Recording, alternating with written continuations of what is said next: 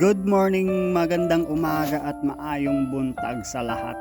Panibagong araw at panibagong vlog na naman tayo at ito na nga at medyo napuyat tayo at kailangan natin bumangon para masilayan natin ang sikat ng araw. Napakaganda at napaka-fresh talaga ng hangin pag ganitong oras dito sa amin.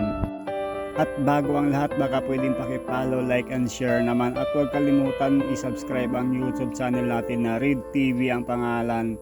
At dito nga ay nag-stretching tayo dito, gawa ng napakasakit talaga ng likod natin. At ang halamang gamot natin na tuba ang pangalan ay ito, talbos pa, kaya hindi tayo nakapaglagay sa likod natin kada gabi. At ito na nga ay ang sarap talaga pag ganito ang gagawin sa likod na masakit, diba? Tingnan nyo naman, mag-stretching ka lang dyan ng 10 seconds ay napakasarap naman talaga. At andito nga nasilayan natin yung napakagandang halaman natin dito sa labas ng bahay. At kapag makita mo yung mga halaman mong napaka-healthy ay nakakawala naman talaga ng stress. At dito nga ay magkakape na tayo dito at mag-init muna tayo ng tubig.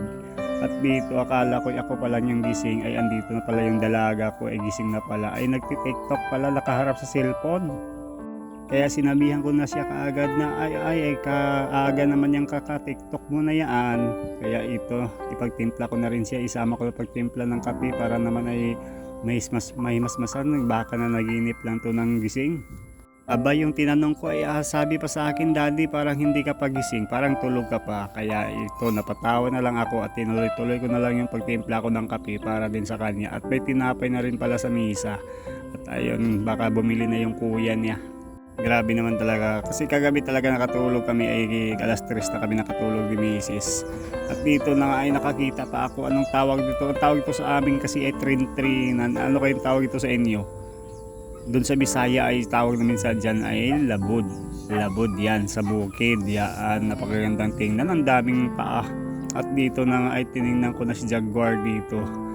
Kahit na nalulungkot ako para kay Jaguar kasi hindi ko alam kung ano, kasi hindi natin na bigyan ng payment ngayong buwan, kaya yun nakakalungkot. At dito na nga ay magkakape na tayo, bahala na ang buhay. Medyo antok pa po talaga ako dyan, pero ayan, tuloy-tuloy pa rin. Magkakape na lang tayo para naman may masmasan yung antok natin. Dito na nga tinawag ko na yung dalaga ko, nakaupo, parang hindi ako pinapansin at di ako ata naririnig nito. At kukuha muna ako ng mahiwagang sandok na napakalaki at para naman panghalo natin sa kape. At dito nga ay napakaganda naman talaga ng mga halaman natin sa labas ng bahay. Kung makikita nyo, ang healthy talaga ng mga dahon at ang ganda ng paligid, napakalamig ng simoy ng hangin.